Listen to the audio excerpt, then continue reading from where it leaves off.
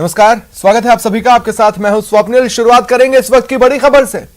खबर दौसा से है। न्यूज 18 राजस्थान की खबर का असर हुआ है, दमदार असर हुआ है, असरदार असर हुआ है। सीएमएचओ का जिले के अस्पताल प्रभारियों को पत्र खबर के बाद भेजा गया।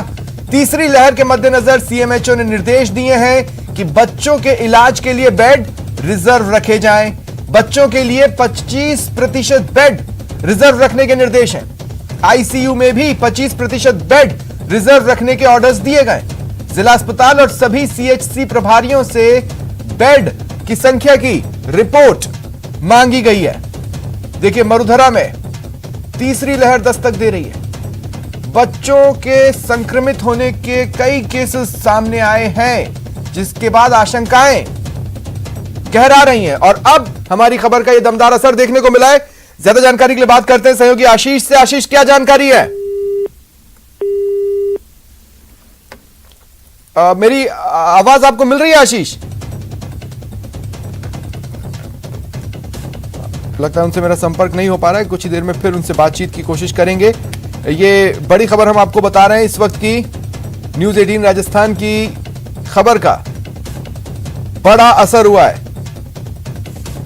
लेटर लिखा गया है सीएमएचओ द्वारा जिले के अस्पताल प्रभारियों को, चाहे वो जिला अस्पताल से जुड़े हो या सीएचसी प्रभारियों।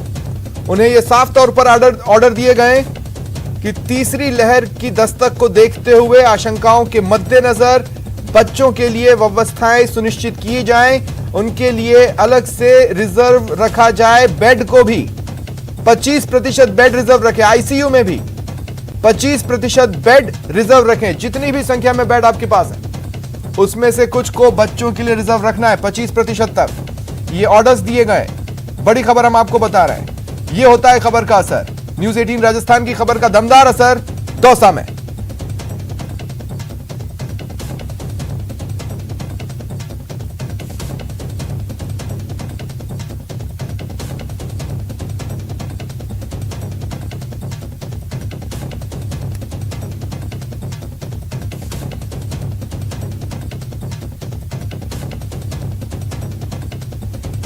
और ज्यादा जानकारी के लिए बात करते हैं सहयोगी आशीष से।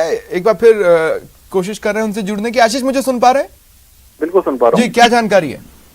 बिल्कुल, मुख्य चिकित्सा एवं स्वास्थ्य अधिकारी दौसा ने एक आदेश जारी किया है। इस आदेश में प्रमुख चिकित्सा अधिकारी दौसा और सामुदायिक स्वास्थ्य केंद्रों के सभी चिकित्सा प्रभारियों को निर्देश दिए हैं कि तीसरी लहर के मद्देनजर कोविड-19 के जो 0 से 18 वर्ष तक के जो बच्चे हैं उनके उपचार हेतु बेड्स आरक्षित रखे जाएं। इसके लिए उन्होंने 25% बिस्तर रिजर्व रखने के निर्देश दिए हैं। साथ ही आईसीयू में भी 25% बिस्तर बच्चों के लिए आरक्षित रखने के निर्देश दिए हैं।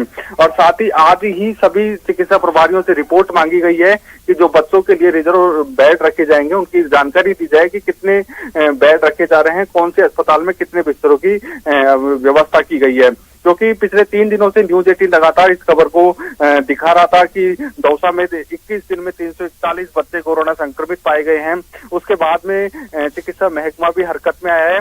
कुल मिला के यूं कहा जाए कि चिकित्सा महकमे को ये पता नहीं था कि इतने बच्चे कोरोना संक्रमित आ रहे हैं, लेकिन जिस तरह के रिकॉर्ड हमने निकाले उसके बाद में चिकित्सा विभाग ने आज सुबह उन रिकॉर्ड पर उन आंकड़ों की पुष्टि भी की और पुष्टि होने के बाद आज उन्होंने लगातार आदेश जारी किए जा रहे हैं और पूरी व्यवस्थाएं की जा रही हैं। अस्पतालों को अलर्ट कर दिया गया है। सीएमएचओ से हमारी बात हुई तो उनका कहना था कि सभी अस्पतालों में जो बाल रोग विशेषज्ञ हैं उनकी तैनाती की गई है कि कोई भी बच्चा यदि बीमार आता है तो उसका तत्काल उपचार किया जाए।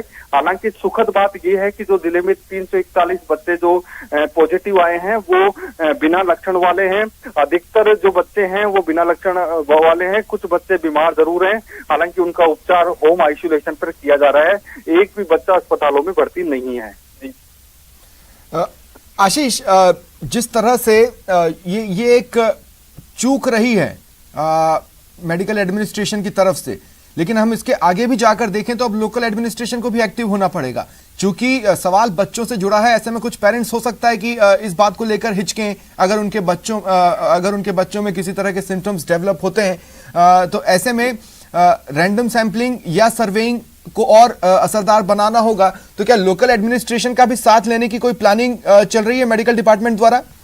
बिल्कुल, जो मेडिकल डिपार्टमेंट है वो लोकल जो डिपार्टमेंट है, अन्य जो प्रशासनिक अधिकारी हैं, कर्मचारी हैं, उनको साथ लिया जा रहा है। डोर टू डोर सर्वे कराया जा रहा है कि किस परिवार में कितने लोग बड़े हैं, कितने बच्चे हैं, कौन बीमार है, कौन बीमार नहीं है। इसका पूरा एक डाटाबेस तैयार किया जा रहा है ताकि जो संक्रमित बच्चे हैं उनको तत्काल चिन्हित किया जा सके और उनका उपचार मुहैया कराया जा सके। ऑर्डर्स क्या सिर्फ जो ऑर्डर्स निकले हैं, जो लेटर हैं, वो सिर्फ बेड की संख्या को लेकर रिजर्वेशन की बात कर रहे हैं बच्चों के लिए, या फिर अन्य संसाधनों की भी?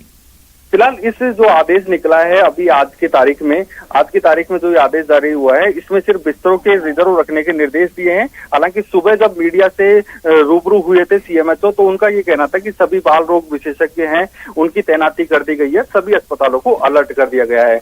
ऐसे में मौखिक रूप से भी निर्देश जारी किए जा रहे हैं, साथ ही ऑफिशियल रूप से भी सरकारी आदेश जारी किए जा रहे हैं। और उन आदेशों के बाद ये बिल्कुल अलर्ट हुआ है दौसा में पूरा सिस्टम, क्योंकि मई के महीने में दूसरी लहर तांडव कर रही थी, काफी लोग मर रहे थे। ऐसे में लोगों की और सरकार की सबकी जो जानकारी थी या सबका ध्यान था उन लोगों के प्रति था, तो बच्चे भी दौरान तमाम जानकारी के लिए। और बड़ी खबर, बच्चों के वैक्सीनेशन से जुड़ी ये खबर है। अगले 3 से 4 महीने में टीकाकरण शुरू हो जाएगा। एम्स डायरेक्टर गुलेरिया ने यह बयान दिया है कि जल्द ही बच्चों का वैक्सीनेशन शुरू होगा।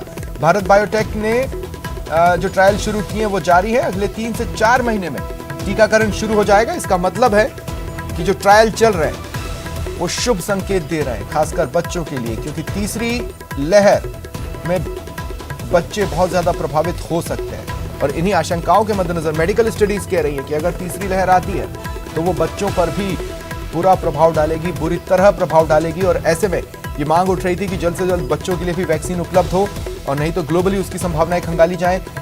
देश में ट्रायल शुरू हुआ और अब वो ट्रायल अच्छे संकेत दे रहा है। ऐसे में ये एक अहम बयान, अगले 3 से 4 महीने में बच्चों का टीकाकरण शुरू हो सकता है।